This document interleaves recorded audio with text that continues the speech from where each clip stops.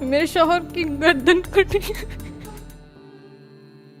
لوگوں نے بہت کوشش کی کہ شاید وہ زندہ ہو، ہم اسے جلدی جلدی نکال لیں، لیکن جب ہم نے نکالا تو گردن ساری کٹی ہوئی۔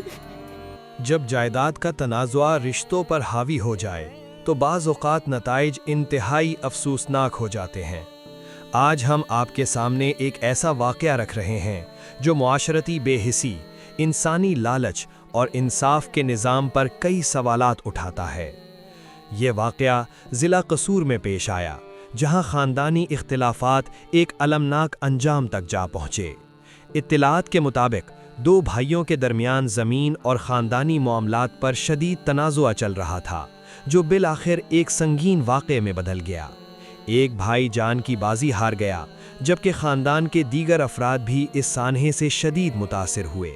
ایک ہاتھ سے کھیس کھینچا اور دوسرے ہاتھ سے میرے کلہاڑی ماری اور بولا، میں نے تمہارے بڑے بیٹے اور تمہارے شوہر کو مار دیا، اب تمہاری باری۔ واقعے کے بعد حالات اس قدر پیچیدہ ہو گئے کہ گھر والوں اور پڑوسیوں کو شک ہوا، جس پر معاملہ قانون نافذ کرنے والے اداروں تک پہنچا۔ متاثرہ خاتون، جو خود بھی اس واقعے میں زخمی ہوئیں، نے بروقت آواز بلند کی، جس سے مزید نقصان سے بچاؤ ممکن ہوا۔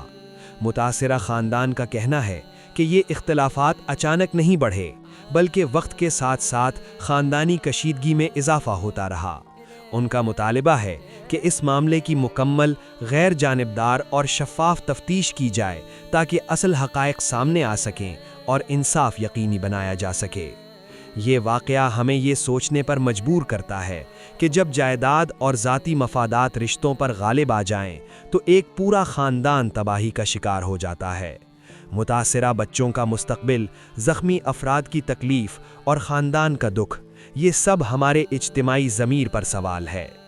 ناظرین، ایسے واقعات میں خاموشی اختیار کرنا مسئلے کا حل نہیں، انصاف کا تقاضا ہے کہ متاثرین کے ساتھ کھڑا ہوا جائے اور ذمہ داروں کو قانون کے مطابق جواب دہ بنایا جائے۔ اب دیکھنا یہ ہے کہ تفتیش کہاں تک جاتی ہے اور کیا اس خاندان کو وہ انصاف مل پاتا ہے جس کا وہ حقدار ہے۔